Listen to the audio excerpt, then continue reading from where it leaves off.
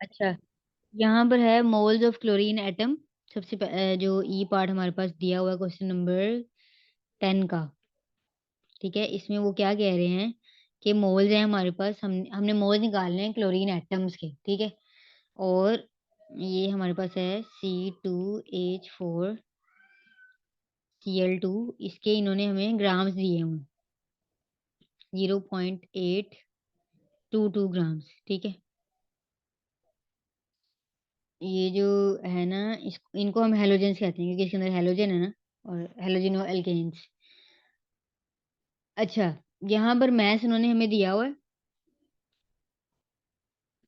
0.822 ग्राम। ठीक है, अब हमने क्लोरीन एटम्स के वो निकालने हैं। पहले तो हम जो है ना मोलर मास निकाल के नंबर ऑफ मोल्स निकालेंगे। ठीक है, मोलर मास निकालने के लिए कार्बन कितना होता है 12 मल्टीप्लाई बाय 2। ठीक है, क्योंकि दो हैं, दो कार्बन के हैं, प्लस हाइड्रोजन का 1 होता है मल्टीप्लाई बाय 4, प्लस क्लोरीन होता है 35.5 मल्टीप्लाई बाय 2। ठीक है, तो ये जब हम करेंगे तो हमारे पास इसका मोलर मास कितना आ जाएगा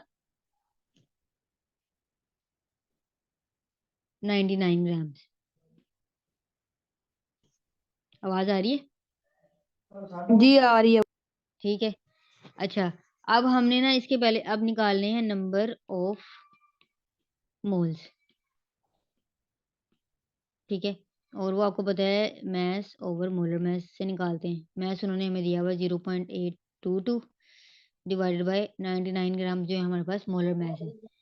तो हमने जब ये निकाला ना तो हमारे पास आ जाएगा 8.3 इंटू 10⁻³ मोल्स। इसके इतने मोल्स आ जाएंगे। ठीक है, ये आपको समझ आई है कि हमारे पास मैस उन्होंने दिया हुआ था हमें, और मोलर मास हमने निकाला।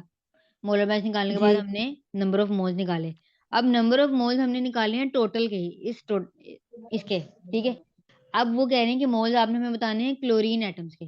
ठीक है, तो हमने क्या लिखना है यहाँ पे कि 1 मोल ऑफ C2H4Cl2, ये किस इसके अंदर कितने क्लोरीन है? इसके अंदर 2 मोल्स ऑफ क्लोरीन है, यानी कि देखो ना, दो एटम्स है ना क्लोरीन के, 2 moles of chlorine. Chlorine atom. अच्छा, यहाँ तो हम क्या करेंगे, यहाँ पे 1 मोल कितना आया हमारे पास C2H4Cl2 एट का? पॉइंट 8.3 इंटू 10 थ्री टेन के पावर ठीक है, 3। तो 2 मोल्स कितना होगा? हम 2 मल्टीप्लाई बाय 8.3 इंटू 10⁻³ कर देंगे, तो हमारे पास जो है वो ये आंसर आ जाएगा, और इसका आंसर है 3 0.017 moles of chlorine okay. Atom. ठीक है, ये समझ आ गई आपको कि हमने क्लोरीन के एटम बताने थे, क्लोरीन एटम के मोल्स बताने थे। ठीक है, तो पहले हमने जो है ओवरऑल इसका मैस और मोलर मैस, मैस उन्होंने हमें दिया हुआ था, हमने जो है मोलर मैस निकाला, और उसके बाद हमने फिर नंबर ऑफ मोल्स निकालिए। तो ये जो नंबर ऑफ मोल्स थे ये एज अ होल थे C2H4Cl2 के। फिर इन मोल में से हमने बताना था कि क्लोरीन एटम्स के मोल कितने बनेंगे, तो इन मोल्स में से क्लोरीन एटम के इतने मोल्स हैं। ठीक है, जी अच्छा, इसके बाद है हमारे पास एफ, और ये है mass in grams of 5.136 moles of Ag2CO3। यहाँ पर हमारे पास सिल्वर कार्बोनेट दिया हुआ है, और हमने जो है इसके ग्राम्स बताने हैं। अब उन्होंने हमें नंबर ऑफ मोल्स दे दिए, नंबर ऑफ मोल्स उन्होंने हमें दिए हैं 5.136 मोल्स। ठीक है, और हमने क्या बताना है?